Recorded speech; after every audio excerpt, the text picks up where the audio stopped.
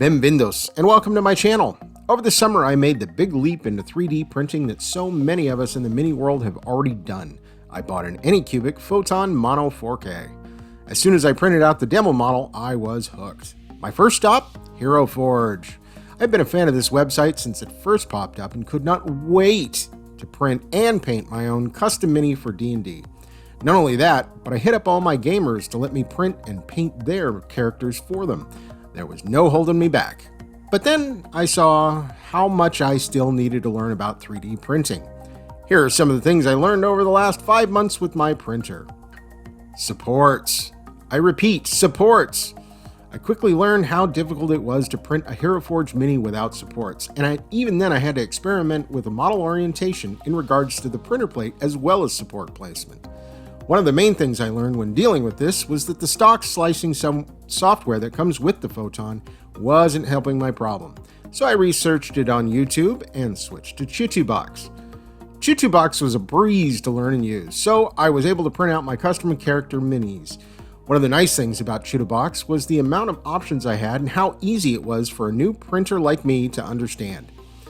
This I put to the test a few times as I learned some of the features I should have been using but didn't. Chitubox has options for hollow printing, and quickly I learned how and why I should be using this feature for my larger prints. While trying to print out the Flying Frigate 2.0, which I bought and downloaded from printablescenery.com, I found out that if you print something as a solid model, well, it's a solid model. One completely wasted, full vat of resin later, and I was setting it up to print not only hollow, but with thin walls to save on resin. But that didn't work out so well either. Apparently there's this whole thing about inner structure I totally missed, but I did find out about drainage holes on solid models before I tried it again.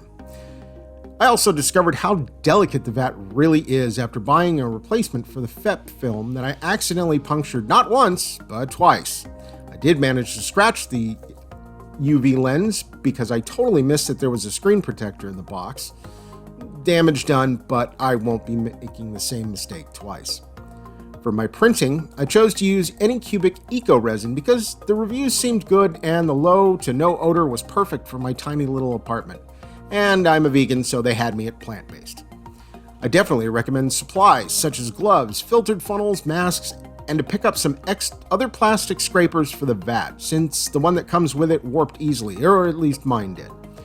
Overall, I am loving the freedom to print and paint my own minis. This will give me the boost I wanted for my D&D games, as well as constantly growing pile of shame that is costing me the fraction of the amount that it would normally pay for the same amount of new minis. I look forward to sharing my print and paint stories with you every week, so stay tuned. Thank you for watching, and if you enjoyed this, like, subscribe, and share. Ciao, and remember, they ain't gonna paint themselves. As I finish writing this episode, it is November 25th, 2022, the 7th anniversary of my youngest daughter's suicide, and I want to take a moment to say to everyone, you cannot fight depression alone. If you or someone you know is thinking about suicide, call someone and ask for help. I miss my Lizzie every single day, and no one should have to feel that.